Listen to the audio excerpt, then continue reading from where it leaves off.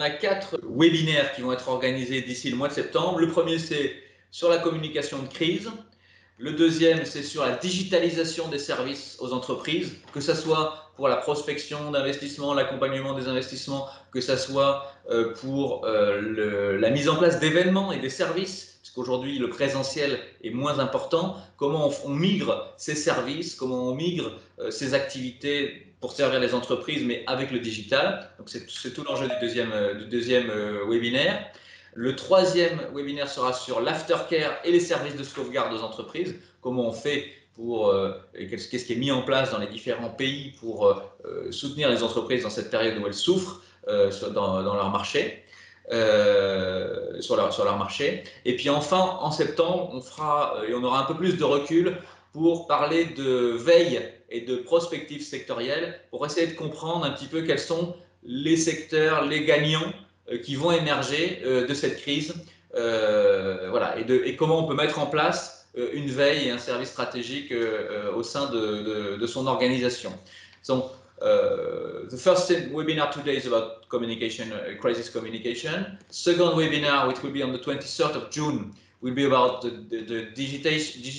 digitalization of the services for companies. Obviously, a lot of services you are delivering for companies are migrating to digital, and how you can do that. What are the tools available on the market? What are the process to implement services, digital services?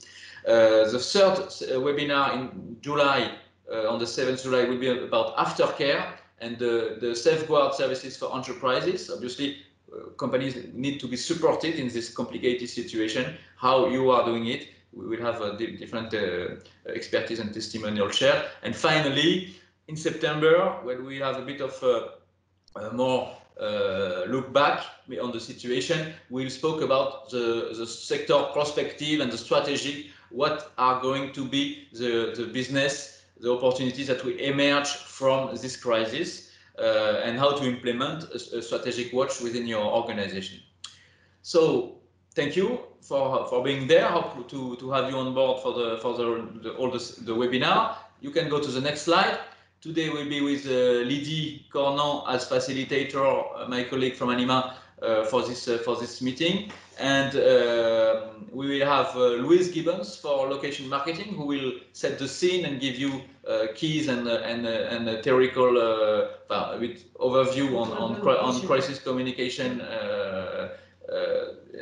who she is with us today. Also Ziad Larbib, Vice President of Anima and Director of Marketing of FIPA Tunisia, who will share with you their practices. And finally, Rami Boujaoudeh, the Deputy Director General of Beritech, the incubator of Lebanon. But I give the floor to Lydie to explain you. Juste en français, parce que je pense que tu l'as fait qu'en anglais. Ah, pardon, allez-y. donc moi-même, Lydie Cornan, je suis ravie de faire votre connaissance. Donc Louise Gibbons de Location Marketing, qui est donc située en France et qui va vous apporter j'ai envie de dire, une vision globale sur le sujet de la communication en temps de crise, qui va être appuyée par la suite, comme le disait Emmanuel, par un cas pratique sur le FIPA de la Tunisie, et ensuite un questionnement plus côté du Liban avec Beritech et Rami Boujaoudeh. Alors ce que je vous propose maintenant, nouvelle slide s'il te plaît Manon. Hop, voilà, bon ça le roadmap finalement, Emmanuel vous en a déjà pas mal parlé, mais tous les webinaires se dérouleront un petit peu de la même manière, avec une petite introduction comme on vient de faire maintenant, une vision globale apportée par quelqu'un qui justement a ce recul pour parler du sujet, que ce soit aujourd'hui la communication ou ensuite la digitalisation, une success story, une case story et puis une petite fermeture de session. Donc, the roadmap will be as shown on the slide. Emmanuel already told you how it will be. So, a small introduction, a global vision given by, let's say, an expert or somebody that knows a lot about the subject, as today for communication in time of crisis, a success story like the one of FIPA Tunisia, and a case study like the one of Beritech in Lebanon, and a small closing and perspective. Next, prochaine slide, s'il te plaît, Manon. Et là, quelques bonnes pratiques pour que ce webinaire se passe bien.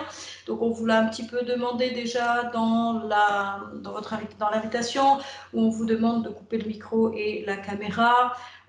Sachez que, simplement parce que pour que la conversation puisse, le webinaire puisse bien se passer, nous allons enregistrer ce webinaire afin que vous puissiez le revoir en replay plus tard.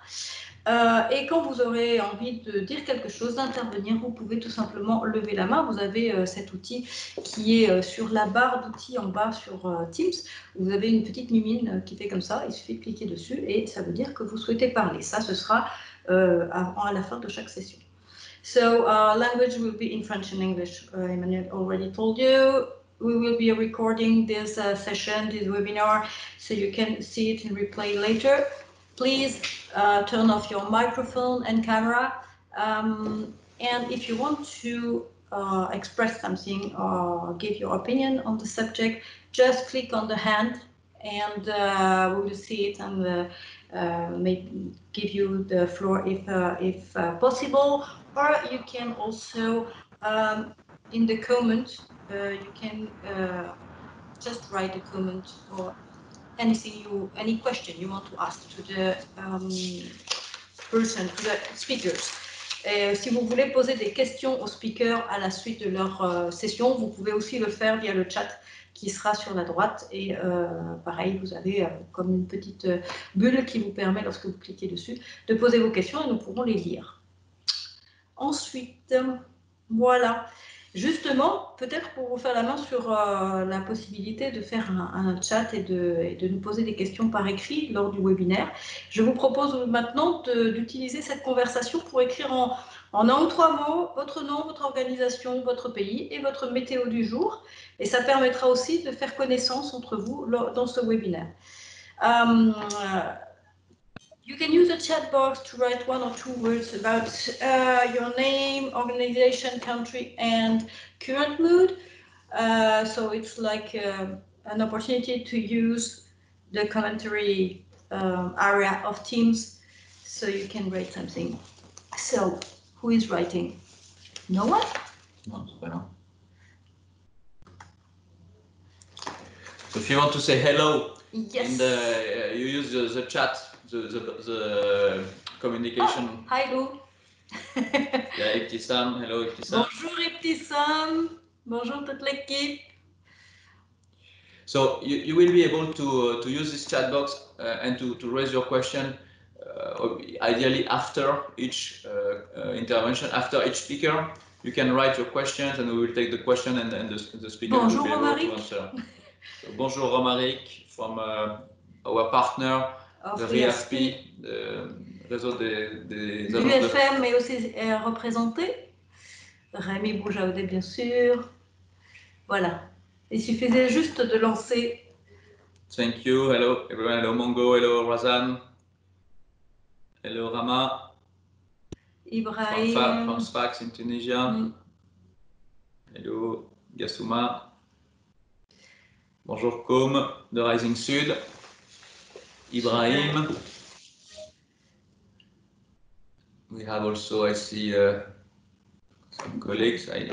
Zied from Tunisia, from AFIPA. Good morning, everyone. Super. Bien, bah, écoutez, maintenant que les présentations ont été faites, je vous propose de rentrer dans le vif du sujet avec la première présentation de Louise Gibbons, qui va nous parler donc de la Communication in Time of Crisis, a global vision of the subject by Louise Gibbons. Hello, my name is Lou Gibbons and I run a territorial marketing consultancy called Location Marketing. We work with clients, helping them to develop a territorial marketing strategy and then the deployment of communication, lead generation, content marketing activities. Thank you for logging on to this seminar today. I'm going to be talking to you for about 10 minutes around the subject of crisis communication. Communication en temps de crise in French, and we will be applying that particularly to the domain of place marketing and place branding. So essentially, crisis communication involves how you adapt your communication strategy in times of disruptive events. because disruptive events can have a negative effect on the image of your location. So maybe we can start by talking about what does constitute disruption, because it can come in many forms. If you take the Western world, so Europe and North America, and this is where a lot of my clients are based, it's where I'm based, so I can really talk to this case. We've had a situation of linked to globalization of the supply chains, and ever greater connectiveness in terms of transport and logistics. That has actually engendered a certain amount of disinvestment within Europe and North America, particularly when it comes to manufacturing investment, manufacturing operations. This is disruptive for a location. You open the newspaper and you see that a factory is closed. So not only is the location lost several hundred jobs, but this is also really bad for the image of that location. You can add to this what we refer to as the financial crisis of 2008. And the word crisis is in that expression. This has had a long-reaching effect on the attractiveness of Western locations, and that can be seen in examples of disinvestment and also the wage stagnation that we've seen in those areas. There are other kinds of disruption too that can come with certain events. So I'm thinking of things like terrorist attacks, which unfortunately many countries have lost victims to over recent years, climatic events such as volcanic eruptions, forest fires, tsunamis, as well as any form of political unrest, riots, demonstrations or coups. There are also, of course, sanitary incidents linked to health scares. And at the time of this recording in June 2020, we're living through the quite unprecedented time of COVID-19. And that is a subject I will come back to later on in this video. When these events, be they in the form of long disruptive disruption, probably not the right term, in terms of long scale disruption or more sporadic violent events, when they do happen to a location, the image of that location will be tarnished, both in the immediate but also potentially over the long term. So as a territorial marketeer, what can you do? You want to limit the damage probably in the short term, but you also want to rebuild your image over the medium to long term. So let's look in the first instance about how we limit the damage in the short term. And there are some golden rules when you're dealing with a crisis, and there are things you should do quickly. One thing to remember is that image does not always reflect reality. I think we're all quite familiar with that nowadays in terms of some things that we can see in the media, particularly on social media. You need to manage the communication around your location. Continued communication basically allows you to maintain the trust that you've developed with the people who've already invested in your location or visited if you're working within place marketing for tourism needs, but also those who are thinking of coming to your country. You need to maintain the trust that you've already built with those people.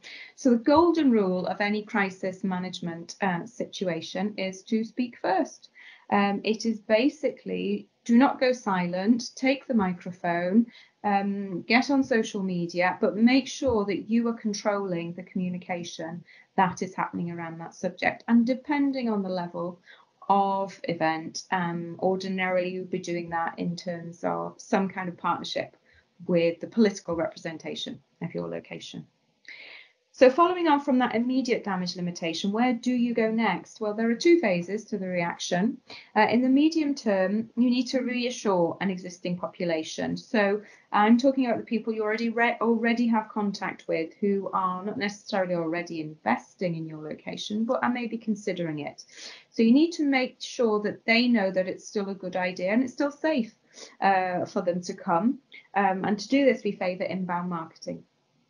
In a second stage, so this is more medium to long term, you need to look at putting money into communication campaigns. So it's the allocation of extra PR budgets, the allocation of extra communications budget both outbound and inbound this time, and this will work against the longer term detrimental damage that any disruptive event can have on your location.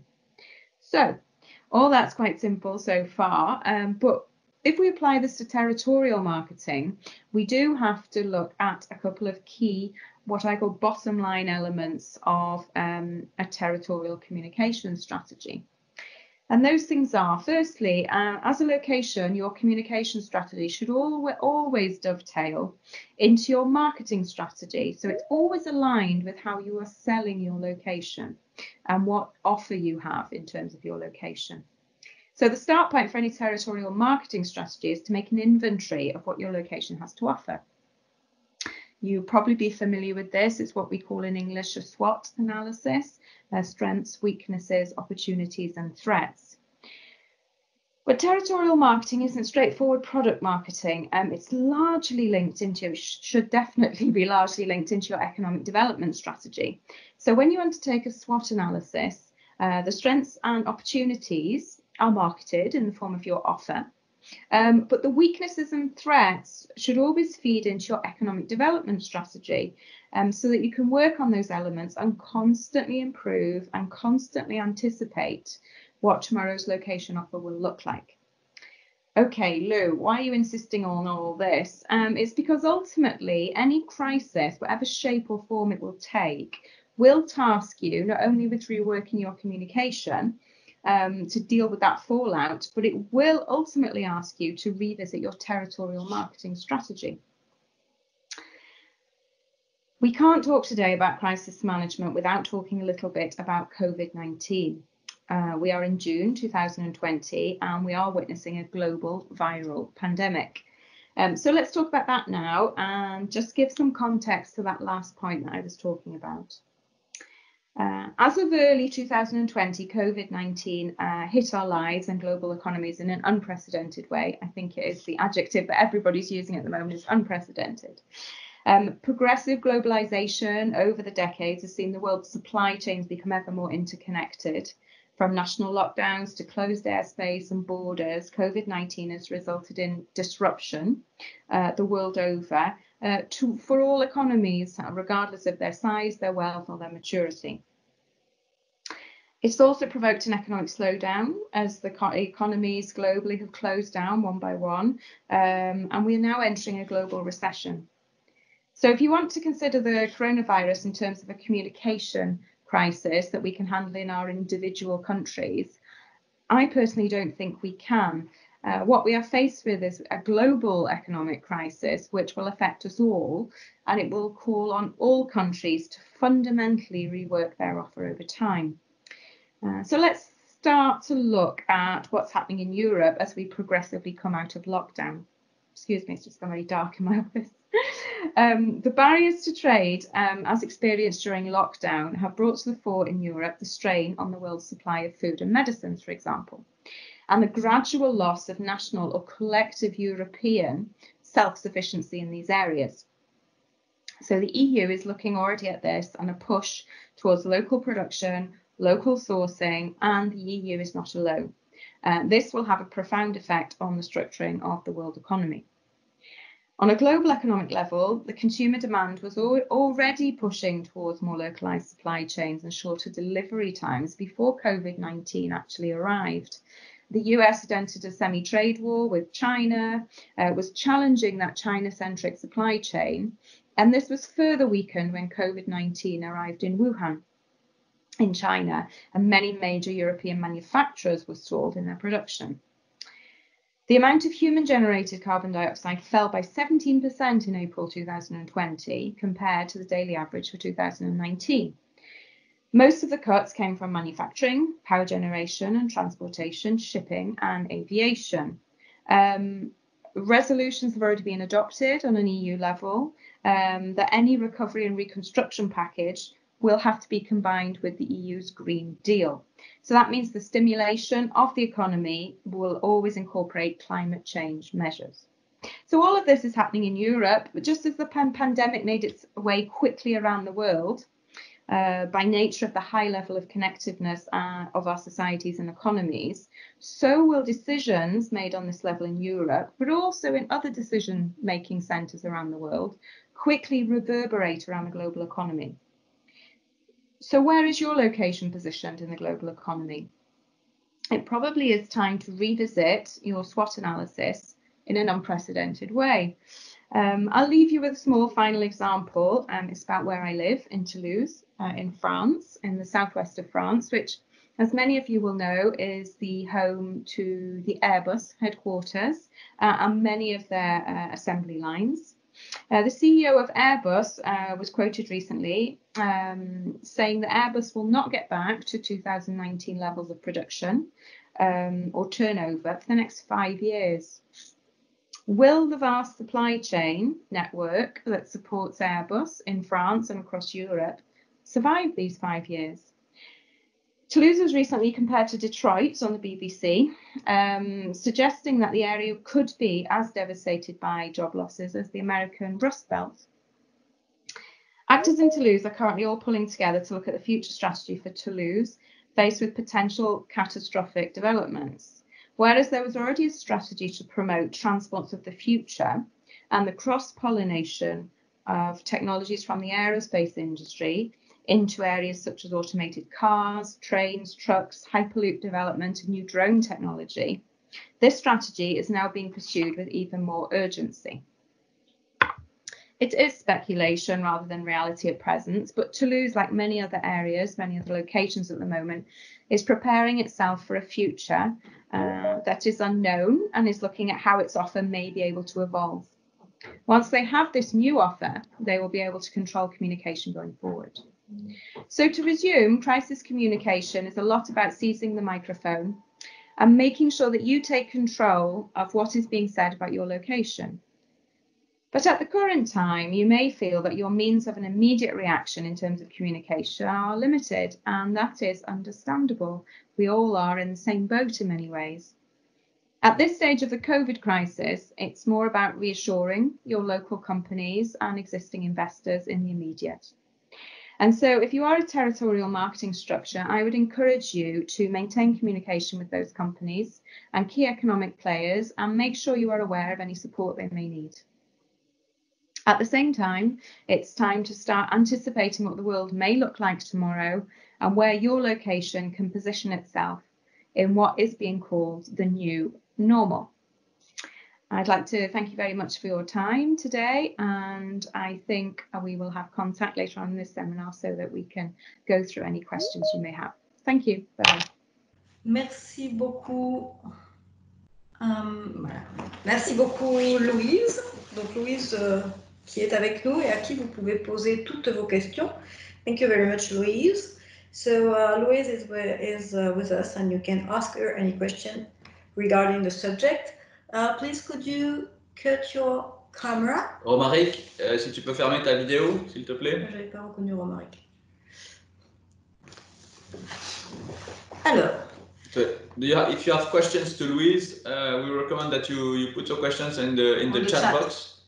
So you click on the chat and put your question. Alors, n'hésitez pas à poser vos questions. Elle y répondra avec grand plaisir.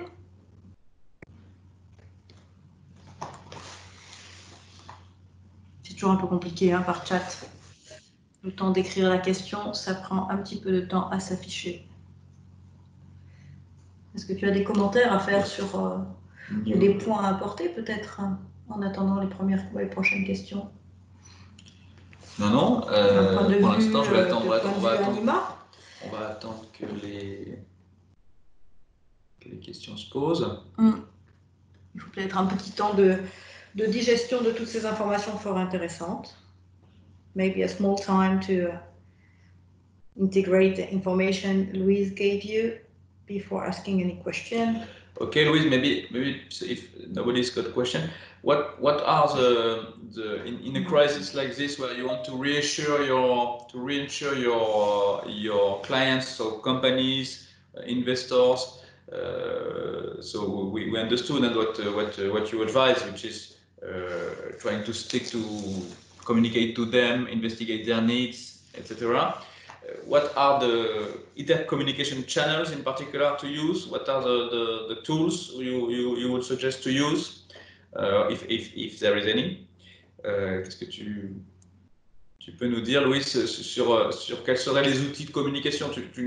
On a bien compris que tu nous recommandes de communiquer auprès des clients, entreprises, auprès des investisseurs, auprès des entreprises, et de bien investiguer leurs besoins. Est-ce qu'il y a des outils de communication, des canaux en particulier que tu nous recommanderais d'utiliser? Romaric, il faudrait que tu fermes ta vidéo, s'il te plaît. Il n'entend peut-être pas. Oui, merci pour la question, Romaric, tu fermes ta vidéo. Juste un instant, Louise. Excuse-moi, Louis. Romaric, tu peux fermer ta vidéo, s'il te plaît? Ok. Merci. Et Louis, si tu veux, tu peux mettre ta vidéo. Est-ce que je me montre? Oui, bien sûr. On a envie de te voir. Bah oui, c'est plus sympathique. Voilà. On me voit? Ok. Bonjour.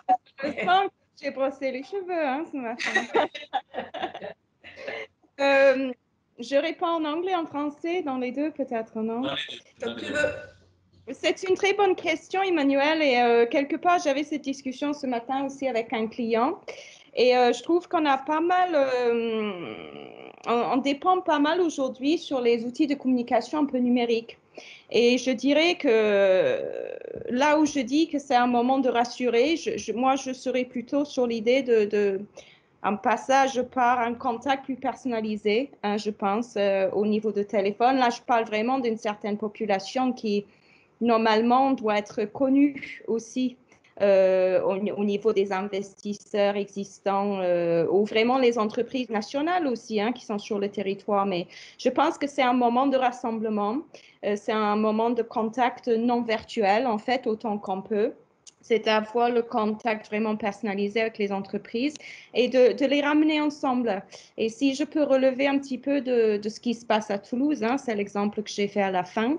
On a des discussions en ce moment entre les acteurs dans l'automobile, par exemple, dans une notion de comment peut-être anticiper de prendre certains profils venant de l'aérospatial au sein des industries d'automobile dans cette région, en ayant les actualités tous les jours, version pessimiste que peut-être on va perdre jusqu'à 30 000 emplois dans toute la chaîne en fait de sous-traitance aérospatiale. Alors, en anglais.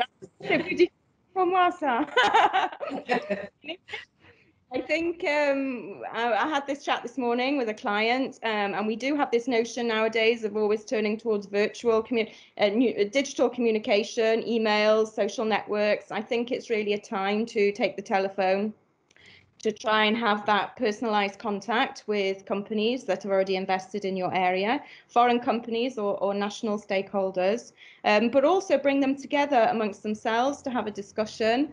The example I gave at the end of my, I hope I'm not talking too quickly, the example I gave at the end of my presentation in terms of Toulouse, I see a lot of activity at the moment in terms of our economic actors in the automotive industry who are already looking at how we can maybe pull some of those skill sets out of aerospace into automotive.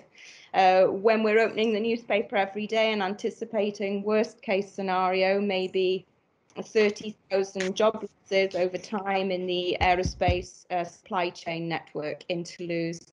Just to give you an idea, Airbus employs 28,000 people, and there's an estimated 90,000 people who are employed also indirectly in terms of that supply chain. Okay, thank you, Louise. We have a question from Saeed Charna, our colleague from the Union for the Mediterranean Secretariat, about what should be the content of the communication. But I think, Saeed, it was tackled by Louise, which is about investigate at the moment doing bilateral communication, individual meetings, and also investigating the needs of the clients at the moment. But before communicating, it's investigating about the needs in order to adapt maybe the communication and the answers and the offer. Et il y a In French, non. Donc, tu n'as pas traduit ce que tu as dit. Non, mais je pense que c'est Saïd, il a écrit je réponds à Saïd principalement. Ibtissam de l'agence marocaine de développement des investissements qui dit faut-il d'abord revoir l'offre ou peut-on communiquer avant pour maintenir le contact et rassurer? Je pense que la réponse est dans ta question, Ibtissam, hein, ce que nous dit Louise. Tu es d'accord, Louise? Bonjour, Ibtissam, ouais, j'espère que tu vas bien. C'est tout à fait, en fait, le temps qu'on refait l'offre, c'est assez long, en fait, hein, et ça va évoluer avec le temps aussi. Donc, en fait, il faut prendre le contact d'abord, il y a la rassurance, et même c'est avec ces acteurs, en fait, qu'on va rassurer, qu'on va aussi revoir l'offre. Donc, c'est dans 2 temps. Il y a à rassurer, à les concerter aussi dans votre démarche et revoir ensemble, je dirais, l'offre parce que finalement, ce sont ces acteurs-là aussi qui font partie un petit peu de l'offre de New Normal. Yeah, by the time we investigate the needs of the clients, by the time we have bilateral discussions with the investors or with the enterprise, it gives us a time to adapt the offer, also based on what they say, on what they need, because they are part of the offer. So it's a good time to communicate, but also to review your offer and to adapt your messages. I think we have to switch now to the next. Le mot de la fin peut-être. Last word. Le mot de la fin, si tu veux. Unprecedented, c'est le mot du moment. Merci à tout le monde et je pense qu'il y aura peut-être un petit peu de temps aussi à la fin s'il y a encore des questions, je ne sais pas. Je vous laisse voir. De toute façon, je suis à disposition pour ceux qui sont intéressés par tout ça. Merci Louise. Merci. Merci à vous. On passe maintenant au cas d'étude donc de la FIPA, Ziad Larbi, qui va nous présenter donc la communication que la FIPA a menée lors de 2 crises en 2015 et en 2019 avec le Covid. Non, en 2011 pour la révolution. Non, 2015 et 2019. D'accord. Tu n'as pas vu sa vidéo. Ah, voilà, ça c'est du direct, voyez-vous, monsieur, dame. Donc Ziad Larbi, on vous laisse, we give you the floor to present the FIPA case study. Bonjour, je suis très heureux de participer à ce webinaire et de partager avec vous des expériences de communication de crise telles que nous les avons vécues en Tunisie et à FIPA Tunisie. Tout d'abord, et comme on me l'a demandé, quelques mots sur mon parcours professionnel. Je m'appelle donc Ziad Larbi.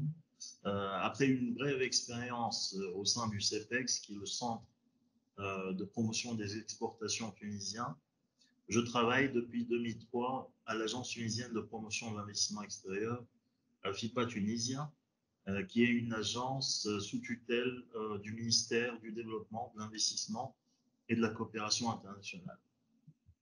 Je fus dans les années 2010 responsable de la cellule de veille économique de l'agence et de 2014 à 2017 directeur du bureau de FIPA à Milan qui couvre l'Italie et la Suisse. Dès mon retour en 2017, je fus directeur de la stratégie et des études de l'agence et par la suite, à partir de 2019, directeur de la promotion générale auprès de FIPA. Je suis également depuis 2018 et accessoirement consultant en partenariat industriel et en promotion de l'investissement.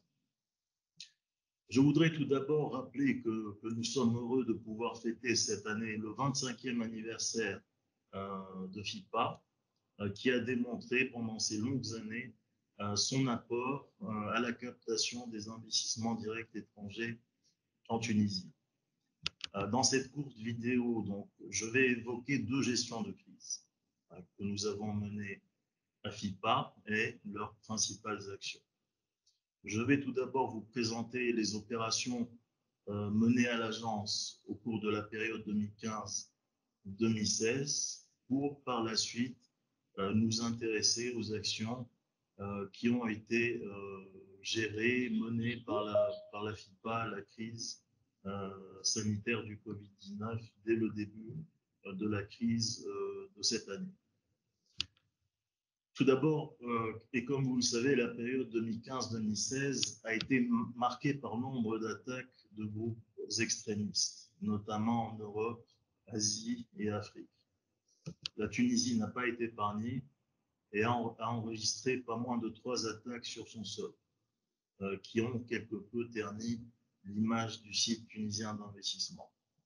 Notre rôle à FIPA a donc été de permettre une meilleure visibilité du site et de ses atouts qui demeuraient compétitifs et communiquer à travers des campagnes médiatiques ciblées sur la situation économique réelle du pays.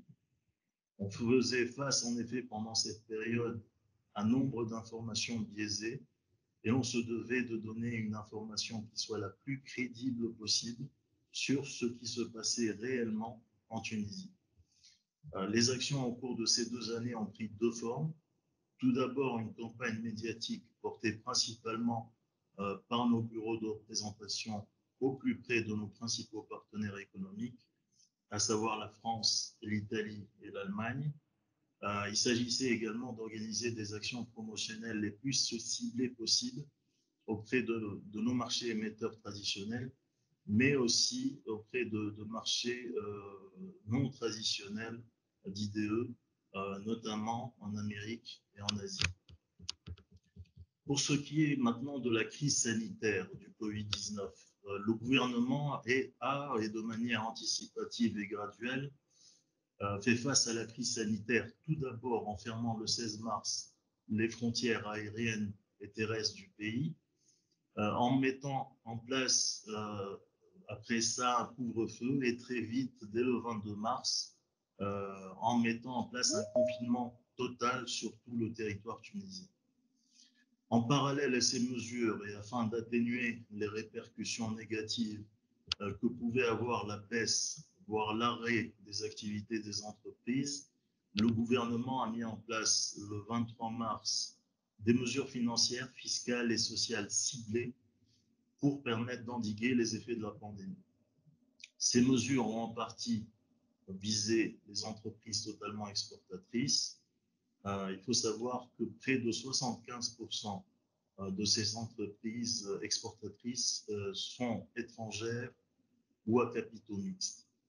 Au niveau de FIPA et dès la mise en place du couvre-feu, nous avons créé une cellule de crise qui, lors du confinement et pendant la période actuelle, travaille au plus près des entreprises étrangères. Cette cellule de crise est subdivisée et composée de 2 sections.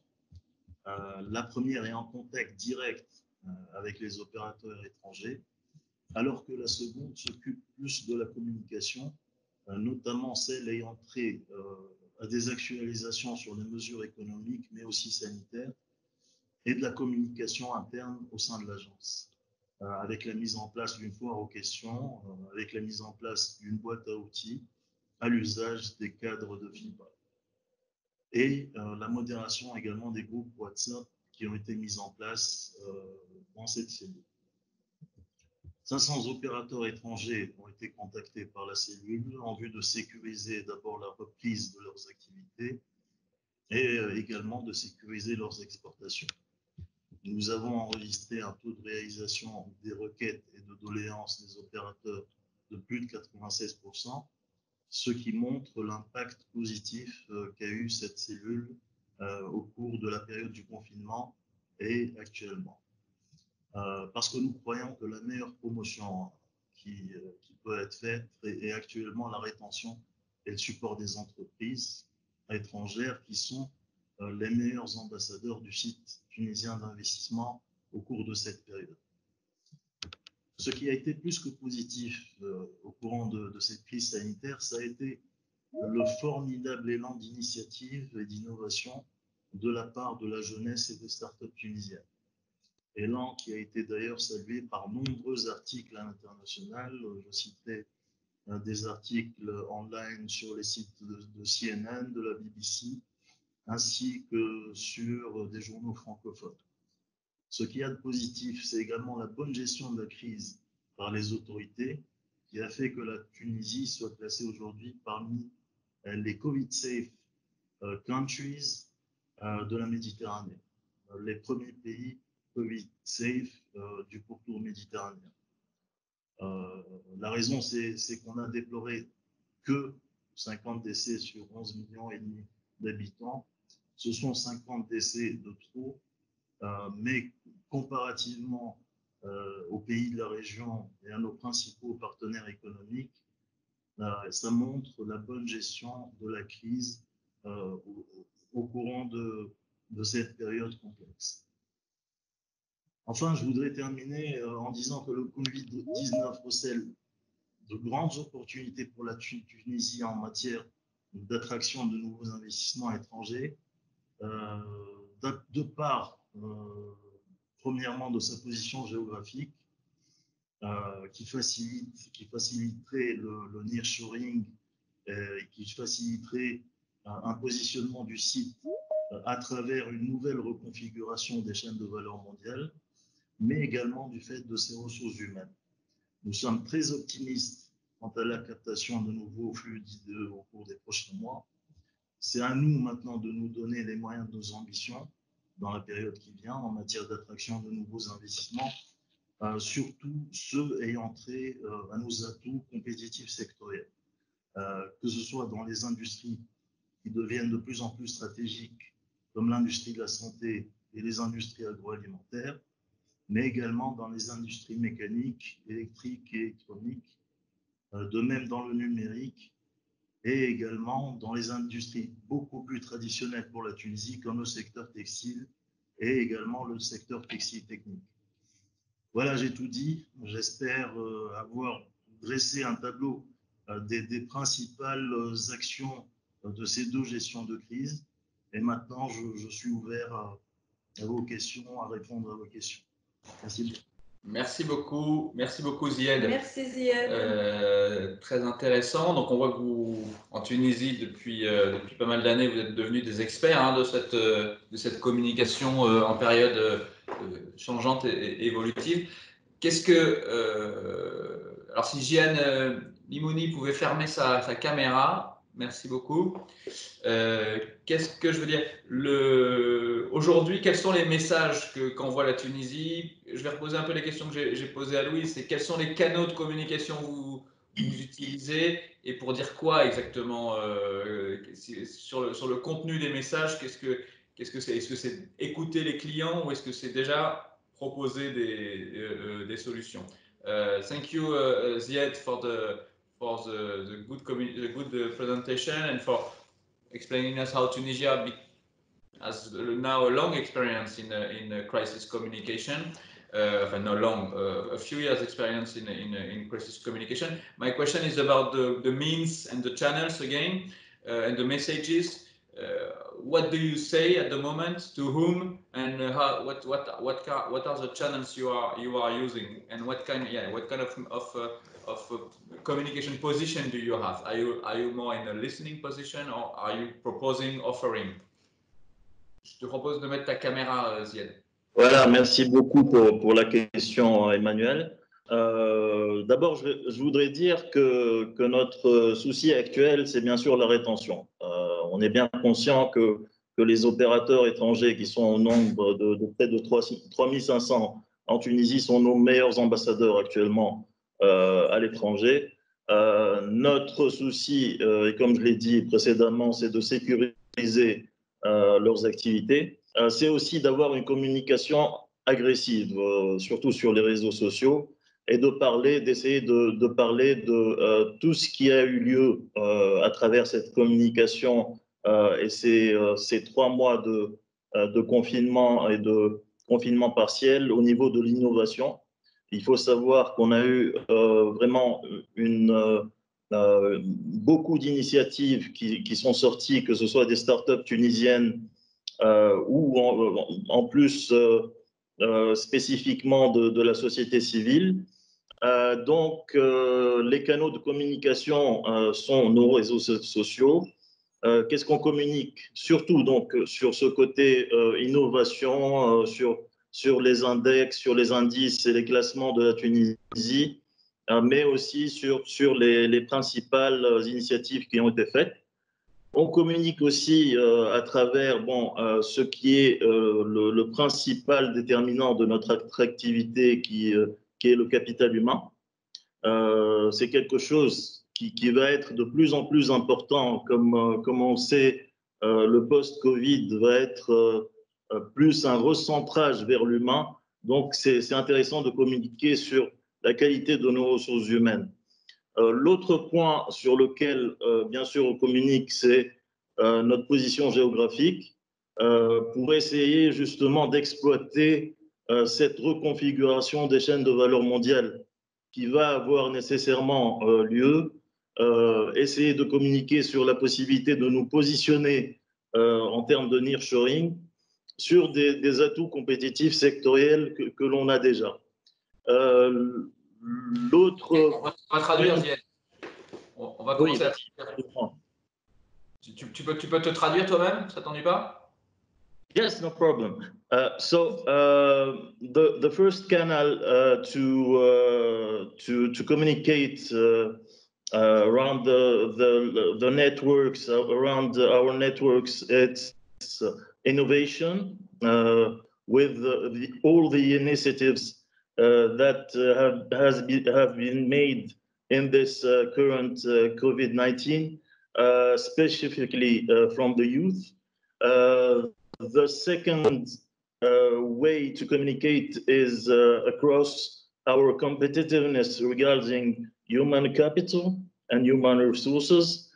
The third is to communicate across our geographic position in the region, to explore the possibility, the capacity of Tunisia to be in line with the nearshoring. And the fourth, et le quatrième moyen, c'est aussi un moyen plus original, c'est de communiquer à travers la bonne gestion de crise. Je crois que dans le pourtour méditerranéen, nous avons eu des résultats assez conséquents en matière de bonne gestion de crise, en mettant en place que ce soit des mesures anticipatives ou des mesures graduelles de gestion de la crise sanitaire depuis 3 mois. So the last in English, you think you communicate also in the good way Tunisia has managed the crisis in this period. To manage the crisis, yes. Okay. It seems to me quite, I mean, standard what you said. You are communicating on the assets and the competitive advantage of Tunisia, nearly as, okay, human resources, geographic position, etc., as you were doing it in the past, and as you will probably do it in the future. Do you have a good listening, a good understanding from the investors in this? When you speak about that, when you speak about, or are they not focused on managing emergency which are beyond these aspects? Do you have a good listening from? Est-ce qu'il y a une bonne? Ok, les ressources humaines, ok, la position géographique de la Tunisie, mais est-ce que les entreprises elles sont prêtes à entendre un discours qui, somme toute, assez traditionnel? C'est effectivement les avantages compétitifs de la Tunisie que vous déroulez. It's true from another assets. I mean, the geographic position and human resources are not the only assets of Tunisia.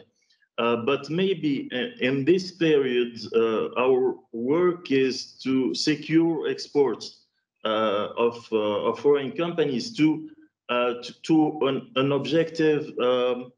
A big objective is to help them to do sourcing to their headquarters in Tunisia.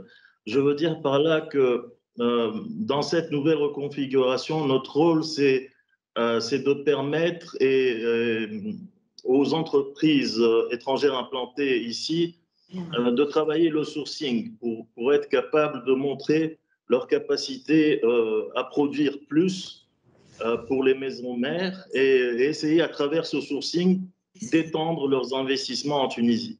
Ok, merci beaucoup Ziad. Est-ce qu'il y a des questions? Do you have questions for Ziad? You put them in the chat.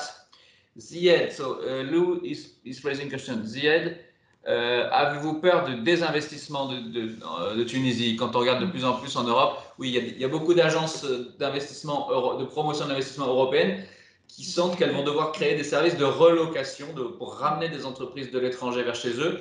Est-ce que c'est une crainte que vous avez en Tunisie? So there are investment promotion agencies in Europe. They are organizing themselves because they think that they will have to relocate, which means helping their companies from their country to come back in Europe, to come back to their country.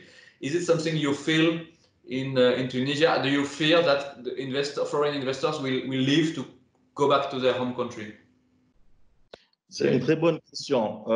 Moi, je crois que cette stratégie de relocalisation ne va pas coller avec les business models des entreprises, clairement. Pour être concret, c'est bien de parler de ça, je crois, en Europe, mais concrètement, au niveau des entreprises, économiquement, ça n'est pas viable. Il y aura toujours besoin de coûts compétitifs. Et je vois mal une entreprise européenne relocaliser en Europe sa production. C'est pour ça que le nearshoring va être d'actualité pour la recherche justement de circuits courts de production. Donc c'est là où l'opportunité existe pour les pays de la rive sud Méditerranée et donc pour la Tunisie.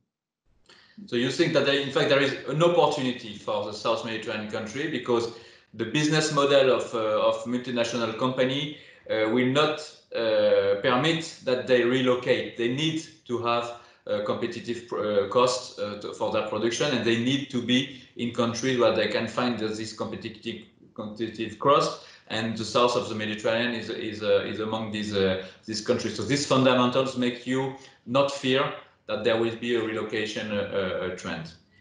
Merci Ziad. Merci beaucoup. Merci à vous. Merci beaucoup Ziad. Il est toujours en contact de toute façon via le chat si vous avez d'autres questions.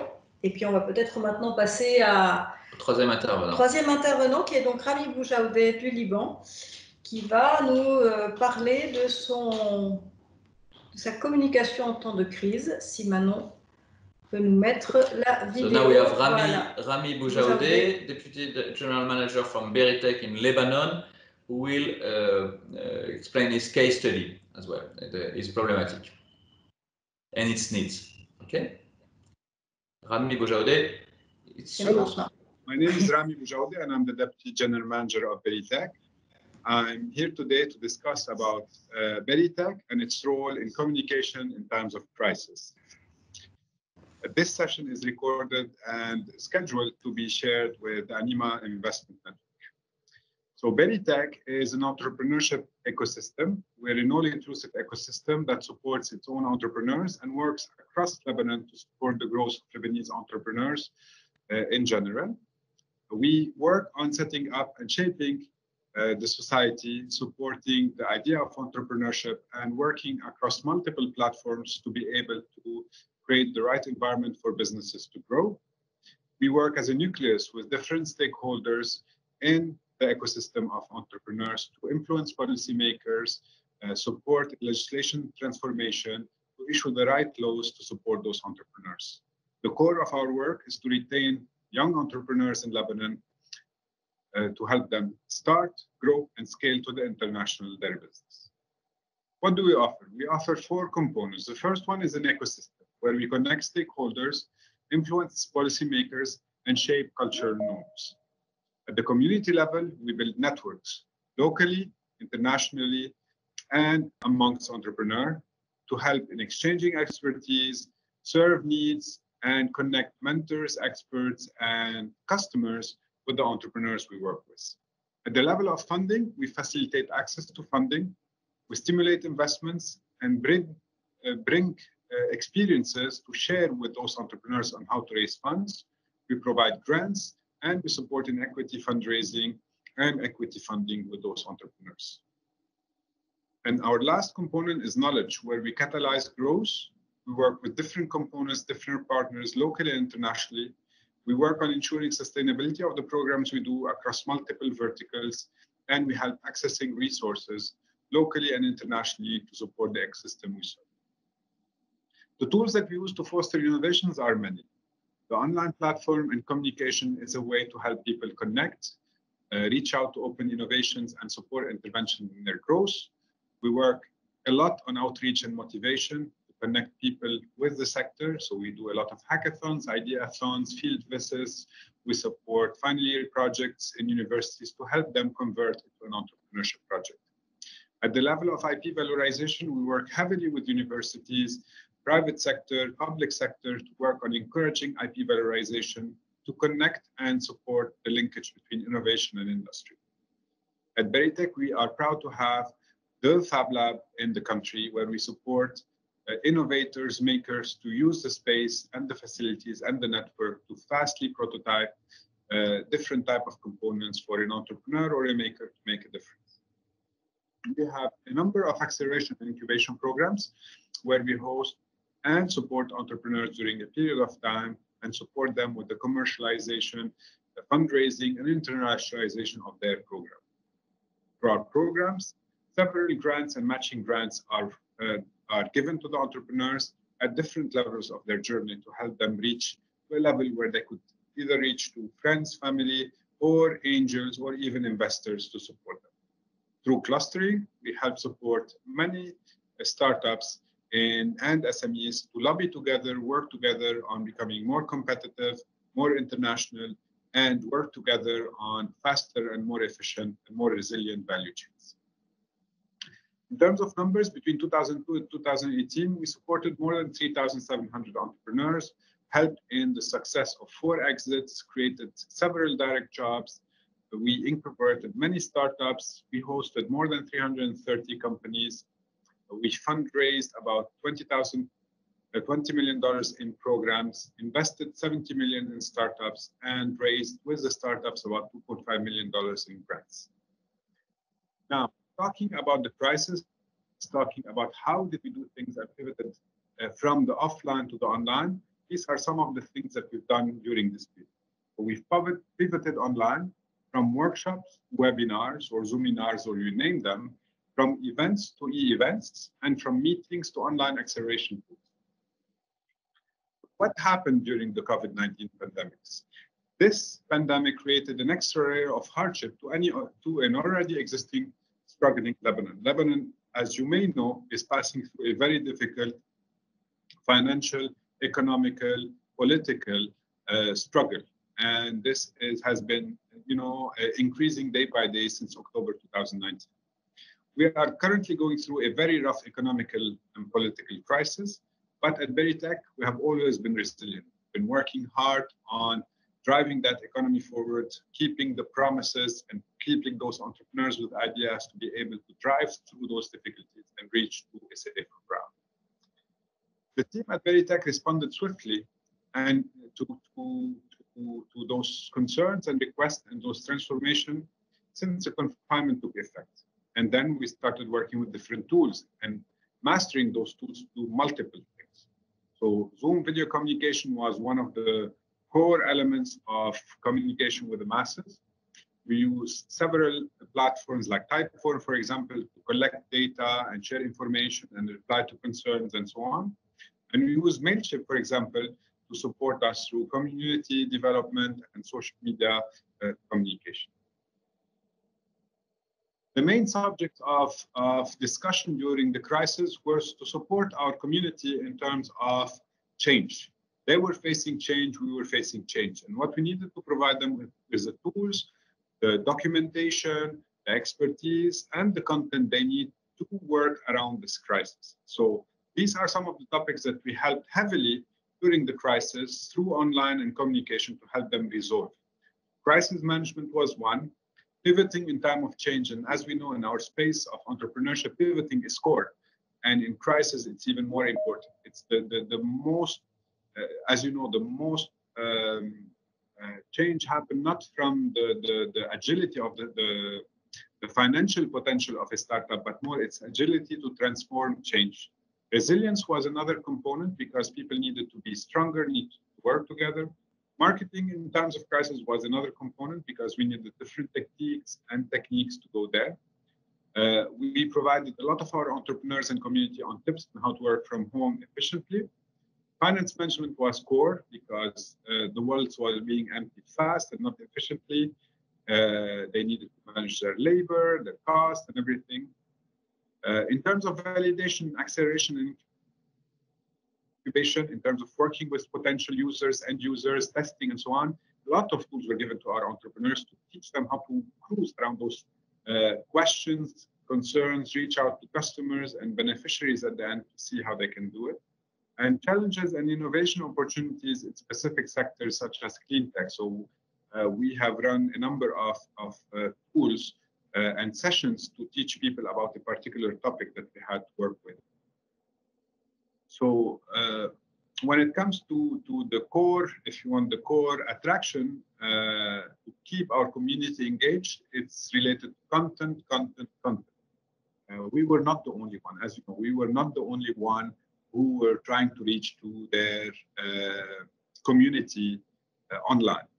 The online platform were huge, invitations to webinars, Zoominars, sessions was always present. Everybody was asking to share content and info. And I think with our 20 years of experience in entrepreneurship, this has allowed us to write about subjects credibly. So we were able to talk about different contents and share different information that were valuable to the people that all this content that was created was published on multiple platforms to be able to reach as much as possible the audience that we work with and the people that need most the content that we have. So with that, we have published on our website, on our social media, and sent via emails and newsletters on our weekly Veritech Beat newsletter. So we profiled startups and SMEs. We wrote in-depth articles on different subjects of interest of our community. We shared several tips and insights, and we were interviewed in the media and shared that content with others. When it comes to the challenges related to the financial and economic crisis faced in Lebanon, there has been a number of things that needed to be discussed. So capital control has been in effect for a few months now, which has led Lebanese startups to question their future.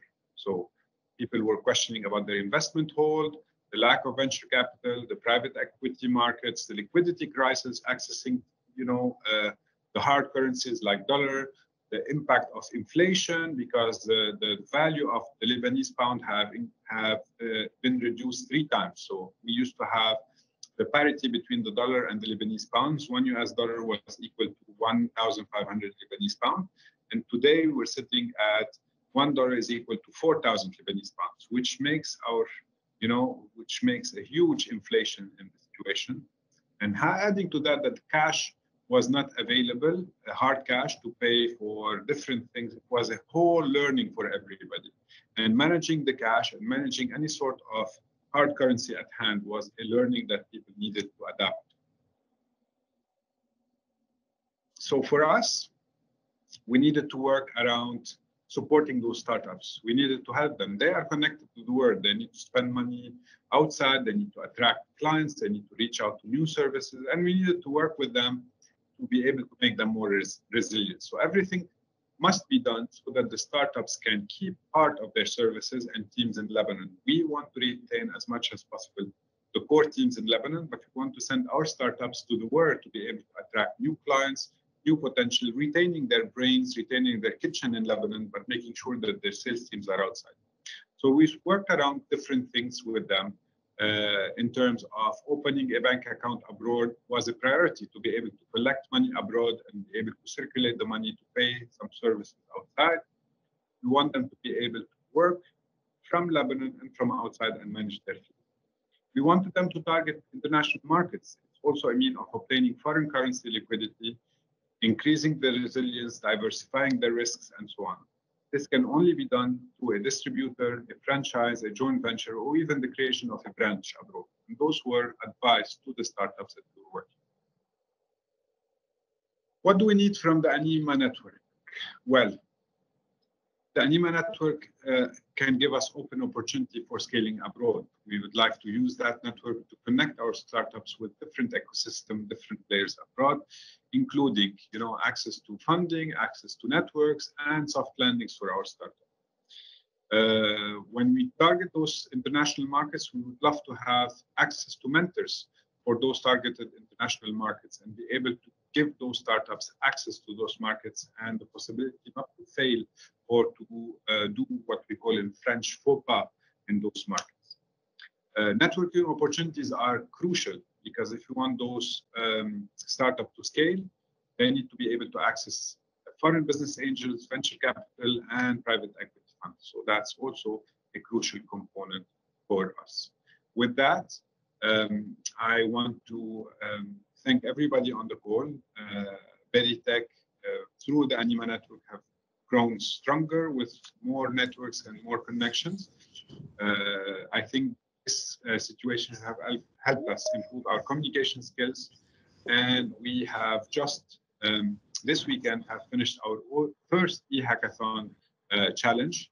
With that eHackathon challenge, we had about 100 participants from across the country over 4 days. It was a wonderful experience. We managed to learn how to run an eHackathon remotely.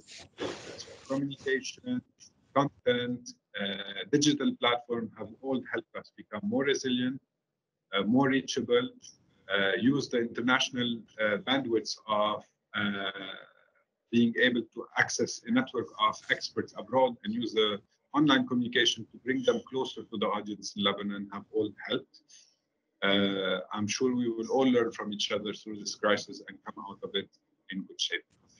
I thank you again for your participation and look forward to get some of your questions.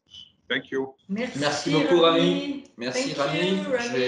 Je vais dire 2 mots en français quand même de ta présentation qui a présenté Berytech, l'incubateur de Beyrouth qui est établi sur 3 sites, qui a 20 ans d'expérience, où tu nous as bien expliqué comment vous aviez réagi dans cette double crise, qui est une crise financière et puis une crise sanitaire pour vous. D'abord en digitalisant vos services, ça sera d'ailleurs le sujet d'un prochain webinaire qu'on fera la semaine prochaine. Donc en passant sur Zoom, communiquant par mail avec Mailchimp, essayer de susciter du feedback ou de l'intelligence collective avec Typeform. Je crois que l'outil que vous avez utilisé, c'était bien d'avoir ces illustrations-là, en essayant d'accompagner vos membres pour pivoter. Vos membres, c'est-à-dire des startups, des petites entreprises ou des clusters, pour pivoter vers essayer de faire évoluer leur business model. Et enfin, vos attentes aujourd'hui en matière d'accès au marché, de pouvoir trouver des opportunités de croissance pour vos startups, pour les entrepreneurs libanais, plutôt à l'extérieur du pays, étant donné la situation économique, et donc par le biais de partenariats, de mentorat qui pourraient se créer. Alors, est-ce que vous avez des questions à Rami, les uns ou les autres, par rapport à ce qu'il a... Bonjour Nadia de FIPA, Tunisie, qui nous dit bonjour. Est-ce que vous avez des questions à poser à Rami? Do you have any question to raise to Rami Boujaoudeh? Moi, je vais poser une question, Rami, à propos de cette communication digitale. Tu dirais que ça fait gagner en proximité ou que finalement on perd en qualité de communication? Comment tu la vois par rapport à... Louise nous a dit que le relationnel est important, le one-to-one est important. Zied a aussi parlé de multi-channel de communication. Comment tu la vois, cette communication, enfin l'utilisation du digital? Emmanuel, ça a coupé un peu, je ne vous entends pas comme il faut. Ok.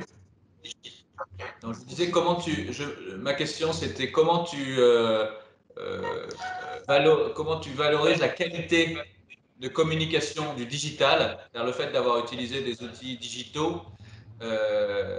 Est-ce que ça te permet de gagner en proximité par rapport à tes cibles, tes clients, voilà, ou est-ce qu'au contraire c'est un substitut temporaire qui ne pourra pas qui n'est pas suffisant en soi? So my question is about the quality of the digital communication that you have been using. Is it sufficient? Is it really gathering, closing, strengthening the community around Berytech, or is it just a temporary way of communicating that could not replace the rest, and that that needs to be supported and Sure. by new ways, by other ways and traditional ways of communication. Sure. So basically, I think we were shy on digital communication. People like to have those personal meetings face to face and so on. And ok, d'accord. Alors, avant le Covid-19, bon, les gens aimaient surtout quand on visitait des clients, des agences de support, des ministères, etc. Ils aimaient les face-à-face. Ça prenait du temps avec l'embouteillage et tout ça, c'était un peu compliqué. Et après le Covid, bon, tout était en ligne. Je crois qu'on a besoin d'un mélange. Je crois que maintenant, les gens acceptent de plus en plus des webinaires, ils acceptent de plus en plus des réunions en ligne. Ils sont beaucoup plus confortables avec ça. Et on a vu qu'on peut attirer beaucoup plus de gens qui veulent participer à nos activités s'ils peuvent participer d'une façon digitale, remote. Durant les formations qu'on a fait en ligne, les webinaires, etc., on a pu attirer des gens du nord du Liban, du sud du Liban, des gens de l'extérieur. On a pu attirer des experts à l'international pour parler dans ce genre de sessions. Et ça a ajouté de la valeur avec notre audience, nos entrepreneurs. L'expérience qu'on a eue avec le e-hackathon qu'on a fait la semaine passée était exceptionnelle. On ne s'attendait pas à ça. C'était la première fois qu'on fait un e-hackathon. Ça a pris 4 jours. C'était assez intensif. On a utilisé des outils comme Miro, comme Zoom, avec toutes les chambres qui sortent, on rentre. L'interaction avec les équipes en remote était assez intéressante. On a mis comme des gens qui supportent chaque équipe pour qu'ils sentent qu'ils font partie d'une formation à distance, etc. Et ça a très bien marché. Alors, je crois que... What you're saying is that it's different and people get to be used with this digital communication. Before you had a lot of one-to-one meetings with institutions in Lebanon, and obviously in Beirut there is a lot of traffic, so it takes a lot of time. So you worked remotely with digital, and today's new behavior, new habits are being established, which is for good and which is probably good. You also mentioned the good example of the e-hackathon that you have just organized, which is using plenty of new tools, new services like Zoom, like Room, different collective intelligence tools for organizing this. So for you, it's a positive. And I missed the middle. You said also something else that I did not translate. Sorry, We talked about an e-hackathon where we really used the digital tools. Before that? Couldn't get you. Can you repeat? Okay. No, c'est pas grave. There are questions from the participants. Did the organization change at Beritech due to this situation? First. And second question is about the business opportunities. Do you see for Lebanese companies business opportunities arising from this crisis, or are you still monitoring this?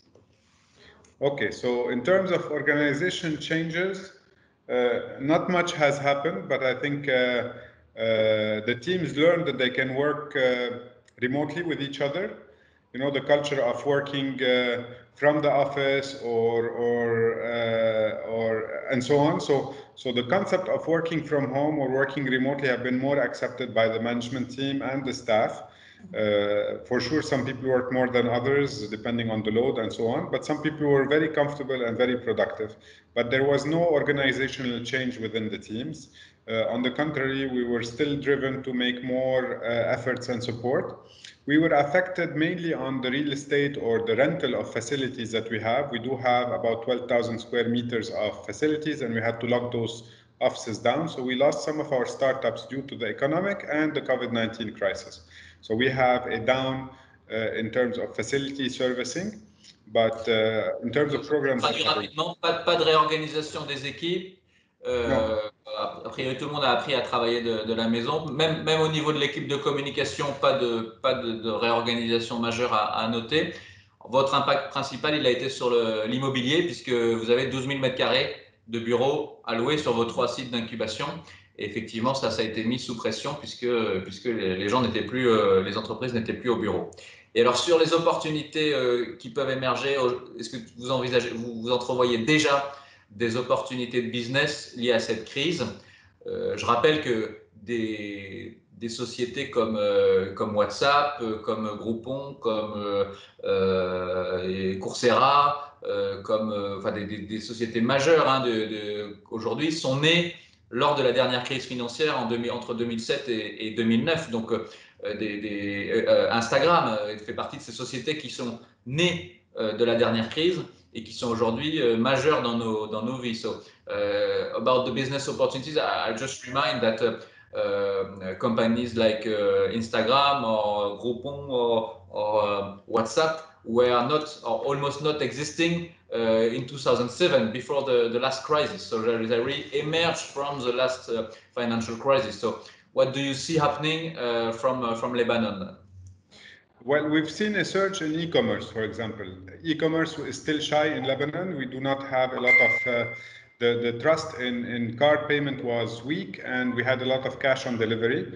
So we've seen a lot of e-businesses growing, a lot of transformation in businesses growing. So people had to, advance on this. So we've seen a lot of the e-businesses growing in Lebanon during this crisis. We also believe that there will be a lot of transformation in Lebanon. We used to be more into service industry. Now there is more and more interest in transformation, digitization, and so on. So we're looking at how can this crisis help transform not only Lebanon but the region, because Lebanon is too small for just transformation. We need to always look at the region, and I'm sure there will be more coming up, especially at the level of e-commerce, e-learning,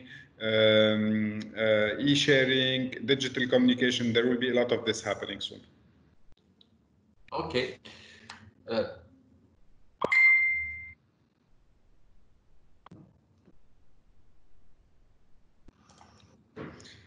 Merci Rami, on a un peu perdu la fin, mais c'est clair. There is a new question from Louise about VC, venture capital investment for startups. There seems to be a feeling in London that investment will shrink and investors become more selective. What is your view on that? Well, for Lebanon itself, we definitely will see a VC shrink. VC investment shrink. There's definitely with the economical crisis, with the VCs that were connected to the central bank and the local banking system in Lebanon, we are definitely seeing a shrink, and because they were linked to the local dollar, so there's a huge devaluation because payments are only made in Lebanese pounds. So if people were looking to raise $100,000, now they are actually raising the conversion of it, that they are raising about $30,000 in value. And it's going to be very tough for Lebanese startups to raise funds locally. So there will be a transformation. On va faire une petite traduction en français. Oui, donc Louise posait la question de savoir est-ce que les capitaux risqueurs, les investisseurs privés de Londres ont dit que ça va beaucoup baisser, qu'il va y avoir beaucoup de contraction des investissements. Est-ce que c'est le cas au Liban? Donc Rami confirme que, en plus de la crise, il y a la situation libanaise qui fait que voilà, oui, en effet, les investissements en capital se contracteront probablement. Moi, j'ai assisté à des webinaires d'investisseurs sur ces sujets-là. La question qui est surtout posée, c'est la question de timing. C'est-à-dire qu'aujourd'hui, les investisseurs n'arrêtent pas d'étudier des dossiers. Ils continuent à regarder les dossiers et les opportunités qu'on peut leur proposer. Le problème qu'ils ont aujourd'hui, c'est de faire en sorte que leur portefeuille d'investissement passe cette crise. Et donc, ils sont concentrés sur ce qu'on appelle le pivot, ou en tout cas la transformation ou l'accompagnement de leur portefeuille d'investissement et éventuellement les réinvestissements qu'ils doivent faire dans ces entreprises auxquelles ils croient et qui doivent passer cette crise. So I also attended to some VC venture capital seminar webinars, and they were saying that they are currently not stopping to study FIs and investments, so they are continuing to try to identify opportunities. They are ready. They say they are ready to invest.